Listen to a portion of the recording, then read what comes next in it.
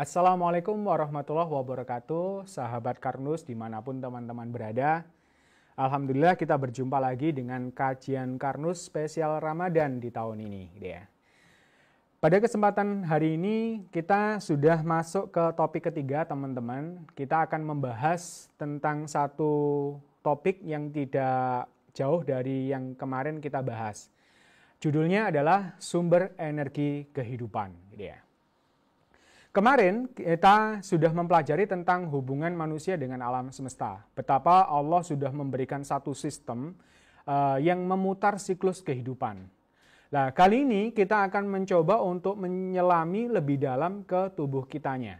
Kalau kemarin kita mencoba untuk bertafakur ke alam semesta, kemudian pada kesempatan hari ini kita akan mencoba untuk memasuki di dalam tubuh kita. Nah, kita membahas tentang sumber energi kehidupan. Jadi, di dalam surat Al-Baqarah ayat 168, Allah mengatakan ya ayuhan nas, kulu mimma fil ardi halalan thayyiba. Ini sangat masyhur ya di kalangan teman-teman kita semua ya. Bahwa Allah ini menyatakan bahwa wahai manusia, ini berarti seruan ke semuanya. Tidak peduli yang muslim maupun non-muslim. Jadi semua manusia. Makanlah dari makanan yang halal dan baik yang terdapat di bumi. Jadi ini yang seringkali kalau biasanya teman-teman itu mengkajinya tentang halal. Nah, kalau di konsep Karnus itu kafah teman-teman. Komplit teman-teman. Jadi yang kita bahas itu benar-benar yang halal dan yang baik. Dan ini yang biasanya jarang dikupas di kajian-kajian kita selama ini. Kita hanya mengkaji tentang mana makanan yang halal dan mana yang makanan yang haram. Oh, ada halal dari sisi zatnya, ada yang haram dari sisi sifatnya dan seterusnya. Ada yang caranya misalnya ini daging sapi tapi karena tidak disembelih dengan nama Allah jadi haram dan seterusnya. Nah, itu saya yakin semuanya sudah ngelontok ya teman-teman ya. Karena kita sudah belajar mulai dari TPQ dulu Nah, di konsep Karnus kita akan mencoba untuk membahas nggak cuman halal, tapi yang baik itu gimana. Baik itu perspektifnya dari mana? Kita kembalikan lagi kepada tadi, Iqra untuk membaca tubuh kita. Jadi, baik dan buruk itu kita sesuaikan. Sebenarnya makanan ini untuk siapa? Karena untuk sel, maka kita harus memberikan makanan-makanan yang kita masukkan ke dalam mulut kita itu adalah makanan-makanan yang memang dimintai oleh sel. Yang nggak dibutuhkan oleh sel, bahkan yang bisa merusak sel tubuh kita, itu berarti tidak baik. Jangan dimakan, ya. Jadi sederhananya gitu ya. Jadi mafhum mukhalafahnya ya. Jadi pemahaman kebalikannya seperti itu dia. Jadi kalau yang nggak halal ya jangan dimakan, dan juga kalau nggak baik ya jangan dimakan juga, ya. Jadi makanlah makanan yang halal dan baik, ya. Nah, kita sudah mempelajari kemarin-kemarin ya bahwa sumber kehidupan kita itu, energi kita itu dari nutrisi. Nah, kita butuh energi ini untuk apa? Ya, kalau sel kemarin kan untuk menjalankan fungsinya ya, kerjanya ya, atau juga untuk regenerasi ya. Kalau kita itu secara makro ya, tubuh kita, berarti kita butuh energi itu untuk beraktivitas. Semua aktivitas, mulai dari bekerja, berpikir, beribadah, bahkan sampai kita duduk-duduk saja melihat YouTube ya, atau melihat kajian Karnus saat ini ya, itu pun juga butuh energi teman-teman. Bahkan kita tidur pun, itu juga perlu energi, karena ketika kita tidur pun itu banyak sel-sel tubuh kita itu yang bekerja, terutama organ-organ dalam tubuh kita, itu bekerja dan membutuhkan energi. Jadi jangan dibilang kalau kita tidur itu nggak butuh energi, butuh teman-teman. Buktinya kita habis makan malam terus tidur ya tetap besok paginya lapar juga ya. Baik teman-teman, lah energi ini adalah dari alam semesta. Dari bentuk tadi, makanan yang kita makan, kemudian oksigen, air, dan lain-lain gitu ya. Itu makanan. Kita masih belum ngupas tentang detail makanannya ya. Kita global saja bahwa energi kita itu dari makan. Bedanya sama motor kita, mobil kita, mereka energinya dari bensin. Kalau yang mungkin motor listrik atau mobil listrik ya berarti dari listrik. Ya. Kalau kita bioenerginya itu adalah dari makanan dan unsur-unsur alam semesta yang masuk di tubuh kita. Lah, sel kita itu juga membutuhkan energi, teman-teman. Untuk apa? Yakni untuk tadi. Jadi untuk menjalankan fungsinya, termasuk juga yang paling penting itu adalah regenerasi selnya. Jadi sel-sel tubuh kita, contoh misalnya kulit. Kulit ini dalam hitungan beberapa hari ya, itu juga akan mengelupas dan diganti dengan kulit yang baru. Kemudian sel-sel rambut kita juga sama. Kemudian ada juga yang sel yang gampang sekali mati dan harus diganti diregenerasi itu misalnya sel lambung kita, karena kena asam lambung itu gampang juga mati dan harus segera diganti dengan sel yang baru. Nah, makanya sebenarnya kalau kita tipsnya ya, ini tips kalau teman-teman mau awet muda gitu ya, maka pastikan regenerasi sel itu berjalan dengan baik, teman-teman. Jadi kalau di konsep Carnus itu, sel itu akan mati. Nah, sel ini mati, kemudian diregenerasi. Kalau regenerasinya itu berjalan dengan baik, maka kita awet muda. Tapi kalau regenerasinya ini gagal, maka kita akan cepat tua. Ya. Makanya cepat tua itu pun juga sebenarnya adalah penyakit. Nah, kata Rasulullah, semua penyakit itu ada obatnya, kecuali kematian. Gitu ya. Jadi kalau penuaan dini itu belum mati, berarti masih bisa diobati. Gitu ya. Nah, makanya kalau kita belajar tentang konsep Carnus, nanti teman-teman bisa nih awet muda. Gitu ya. Nah, awet muda, kalau yang sudah tua gimana? Ya paling tidak awet tua. Gitu ya. Syukur-syukur kalau bisa di-aging, teman-teman. Apakah bisa? Insya Allah bisa. Jadi kalau misalnya belum terlambat, misalnya itu bisa kita melakukan regenerasi sel dengan baik sehingga usia sel tubuh kita itu bisa kembali seperti usia 20-30 tahun gitu ya. Kalau yang Bapak Ibu yang sudah usia lanjut gitu ya. Nah, yang akan kita bahas di sini teman-teman, ternyata nutrisi sel kita ini teman-teman itu berbeda dengan yang kita makan. Jadi, kita makan apa sih? Kita biasanya makan pecel, gitu ya. Nasi campur, kemudian sate, rawon, gitu ya. Dan banyak, gudeg, gitu ya. Jadi, makanan-makanan yang ada di menu di restoran itu, teman-teman, itu tidak dikenal oleh sel. Ini sel ya, sel dengan organel selnya. Ternyata sel ini pun juga organisasi dari organ-organ sel, namanya organel, teman-teman. Lah, sel ini tidak kenal yang namanya pecel, nggak kenal namanya nasi campur, rawon, gulai, sate, itu tidak kenal, teman-teman. Jadi, makanya sebenarnya sel tubuh kita itu butuhnya apa sih?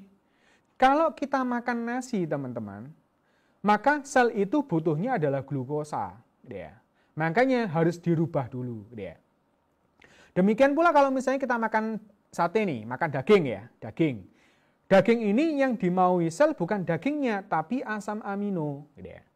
Nanti kalau ada lemak, misalnya nasi padang atau apalah gulai, gitu ya, banyak lemaknya, gitu ya, itu nanti harus diubah dulu menjadi asam lemak dan gliserol.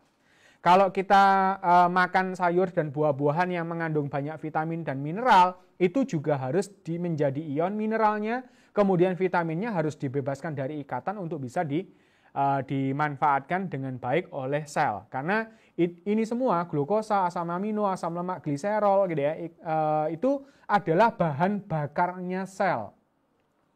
Nah, ini karena saya nggak ngupas lebih dalam ya. Sebenarnya kalau di dalam sel kita, teman-teman, ini mesin yang luar biasa. Nah, ini bagian kecil ini namanya mitokondria, teman-teman. Nah, mitokondria ini itu seperti tempat pembakaran. Jadi, di sel tubuh kita yang sangat-sangat kecil itu, ternyata Allah masih menyematkan satu mesin dengan teknologi super canggih, gitu ya, yang bisa mengubah glukosa, asam amino, asam lemak, gliserol ini menjadi energi yang tadi kita sebut sebagai ATP, adenosin trifosfat. Inilah bentuk bioenergi yang kita pakai, yang dipakai sel, dan sel-sel itu tadi kan membentuk jaringan dan organ ya, yang dipakai organ itu untuk menjalankan fungsi dan tugasnya. Oke ya, ini kajian kok bahas makanan Mas ya. Ini dalam keilmuan ya teman-teman. Jadi ini dalam keilmuan supaya kita paham, tahu betul gitu ya. Maka kalau kita sudah tahu seperti ini, sebenarnya makanan yang baik itu seperti apa, Mas? Gitu ya. Sebenarnya semua makanan yang kita makan ini adalah sebenarnya baik. Yang penting tadi memenuhi standar kriteria yang dibutuhkan oleh sel. Gitu ya. Nah, hanya yang perlu kita jadikan garis bawah di sini, itu dibutuhkan koki yang pintar, teman-teman. Dan bahan yang baik. Yang tadi halalan toyiban itu adalah bahannya. Kemudian koki ini yang masak. Siapa yang masak? Gitu ya. Itu nanti ada satu organ di sistem pencernaan kita yang mengubah makanan yang kita makan ini menjadi nutrisi sel. Glukosa, asam amino, dan seterusnya. Saya kasih ibarat gini, teman-teman. Teman-teman misalnya ke warung sate nih. Ini kan ada gambar sate ya. Nah, ke warung sate. Kalau teman-teman datang ke warung sate, apa yang diharapkan dari seporsi masakan sate? Kan tentu namanya ya sate, berarti dagingnya yang enak, empuk, gurih, rasanya enak, sambalnya enak, gitu ya. Kemudian mungkin nasinya juga harus pas, nasinya yang punel, gitu ya, seperti itu. Itu yang diharapkan kalau kita datang ke warung sate. Sebenarnya di belakangnya, di dapurnya, pemilik warung sate itu dia akan kulaan nih, teman-teman, belanja ke pasar. Apa yang dibeli oleh tukang sate ini? Yang pertama adalah apa? Daging kambing yang baik, gitu ya, yang fresh, gitu ya, gitu ya. Kemudian yang dagingnya banyak, kemudian juga ada sedikit lemak-lemaknya karena itu nikmat, gitu ya. Kemudian yang kedua, beli beras, gitu ya. Beras yang kualitas baik, gitu ya. Entah merek apapun ya, yang penting punel, gitu ya, nanti kalau dimasak. Kemudian plus bumbu-bumbunya supaya menjadi sedap, gitu ya. Termasuk kecapnya dipilihkan kecap yang nomor 1, nggak mau yang kecap nomor 2, gitu ya. Itu. Kemudian makanan-makanan ini, teman-teman, itu dibawa ke dapur, kemudian dimasak. Jadi nasinya dimasak supaya matang, gitu ya. Kemudian satenya juga dibakar supaya matang. Kemudian setelah sudah dikasih bumbu dan semacamnya, akhirnya satu porsi sate ini diserahkan ke kita sebagai konsumen.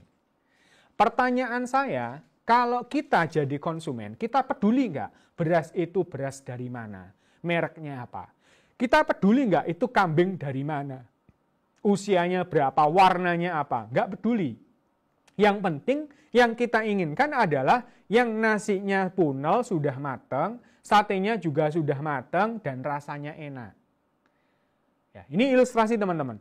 Jadi di tubuh kita itu juga hampir mirip seperti warung, teman-teman. Siapa konsumennya? Sel. Sel ini gak peduli mau nasi pecel, mau nasi sate, rawon, gulai, dan seterusnya itu gak peduli. Yang dipedulikan sama sel ini, kalau kita makan nasi harus dimasak dulu supaya jadi glukosa. Karbohidrat ya, berarti ya nasi, kemudian kentang, umbi-umbian, gitu ya, roti, itu harus diubah dulu menjadi glukosa.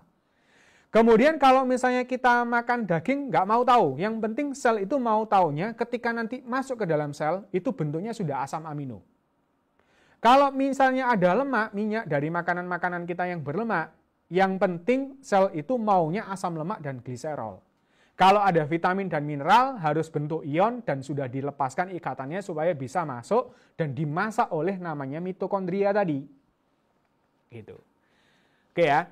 Jadi di sini kita di kajian Karnus kali ini kita akan kita membahas tentang hal seperti ini. Ya. Ternyata di dalam sel tubuh kita itu luar biasa. Ya. Allah sudah membuatkan satu mesin, satu mekanisme yang begitu canggihnya.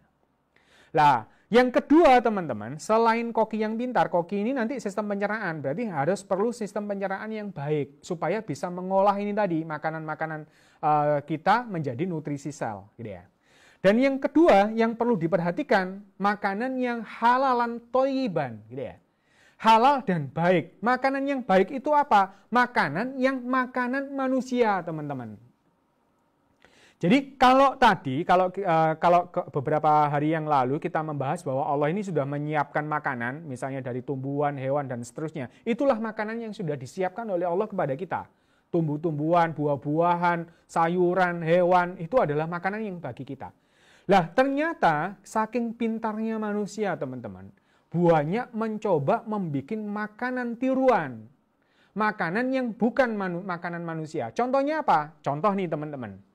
Mungkin kalau dulu ya saya waktu masih kuliah, masih kos ya, itu sering beli mie gitu ya. Mie instan ini teman-teman, yang bahaya itu bukan mie-nya teman-teman, tapi tiruan yang ada di situ. Apa itu? Flavoringnya. Yang rasa bakso, rasa sapi, rasa ayam bawang, dan seterusnya. Itu apakah ayam beneran teman-teman? Dalam tanda tanya. Bukan ayam. Gitu ya. Saya dulu sempat protes itu iklannya mie-nya ada ayamnya, ada telurnya. Barang dibuka nggak ada ayam, nggak ada telurnya teman-teman. Gitu ya. Hanya rasanya saja. Rasa sama barangnya apakah sama? Tidak sama. Terus kalau teman-teman misalnya minum nih, wah ini mau buka nih, cari minum-minuman yang segar. Minuman rasa duren. Sama nggak teman-teman? Nggak sama dengan duren. Lebih baik teman-teman beli durian, udah dipakai untuk nanti kolak durian, dipakai untuk berbuka. Ya, itu tentang flavor. Selain flavor itu apa? Ada juga pengawet, ya. Jadi aroma dan seterusnya itu juga sangat berbahaya teman-teman. Lah termasuk di minuman ini sering banyak juga teman-teman yang minum creamer. Lah creamer ini itu diolah sama manusia dari minyak supaya bisa berbentuk bubuk. Rasanya memang enak banget teman-teman. Ingat, Allah tidak memerintahkan makanlah makanan yang halal dan enak. Tidak. Makanlah makanan yang halal dan thayyib, baik. Baik itu nggak cuma enak, tapi benar-benar baik. Nah, kalau sudah seperti ini, minyak yang sudah dimodifikasi teman-teman, ternyata sistem pencernaan kita tidak bisa mengubahnya menjadi asam lemak dan gliserol. Apa yang terjadi? Nanti bisa menjadi sampah di dalam pembuluh darah kita, yang kalau lama-kelamaan bisa menjadi plak, bahkan menjadi macam-macam yang berbahaya. Radikal bebas, sampai bisa ke kanker dan seterusnya. Mungkin kita akan bahas di lain kesempatan. Intinya teman-teman, di kesempatan kajian Karnus pada hari ini, kita harus benar-benar tahu dan benar-benar cerdas. Kalau sehat itu harus cerdas teman-teman. Makanya tagline-nya konsep Karnus itu cara cerdas untuk sehat. Kalau kita kepingin sehat ya harus cerdas gitu ya. Nah kita akan tahu, oh ternyata sel tubuh kita itu, ya kita harus tahu karena kita jadi pemimpin. Kita memimpin seluruh sel kita. Bahkan kalau perlu kita harus tahu nutrisi otak kita itu apa. Nutrisi kulit kita itu apa? Oh ternyata otak kita teman-teman. Otak kita itu nggak bisa makan selain glukosa. Dia nggak bisa makan yang namanya asam lemak, itu nggak bisa. Jadi kalau misalnya kita makan ada lemaknya, lemak itu hanya dimakan oleh sel-sel yang lain seperti sel otot gitu ya, dan yang lainnya. Tapi otak kita nggak mau semua itu. Yang dimaui itu adalah glukosa atau keton kalau dalam kondisi yang darurat gitu ya. Nah, itu semua butuh ilmu, teman-teman. Makanya yang namanya ilmu itu wajib dipelajari. Karena sebagian kewajiban kita sebagai seorang muslim itu adalah tholabul ilmi. Kapan itu? Mulai dari lahir sampai liang lahat. Makanya kalau teman-teman, sahabat Karnus yang mungkin mohon maaf kalau misalnya Bapak Ibu yang sudah lebih senior dari saya, itu tidak menghalangi Bapak Ibu untuk belajar. Karena itu adalah kewajiban, bukan saya yang mewajibkan, tapi Allah Subhanahu wa Ta'ala. Demikian kajian Karnus pada kesempatan kali ini, semoga bermanfaat, semoga ilmu ini bisa kita terapkan di kehidupan kita sehari-hari, dan semoga semua yang mendengarkan dan menerapkan ini menjadi pribadi-pribadi yang taat, menjadi pribadi-pribadi yang sehat. Demikian, Assalamualaikum warahmatullahi wabarakatuh.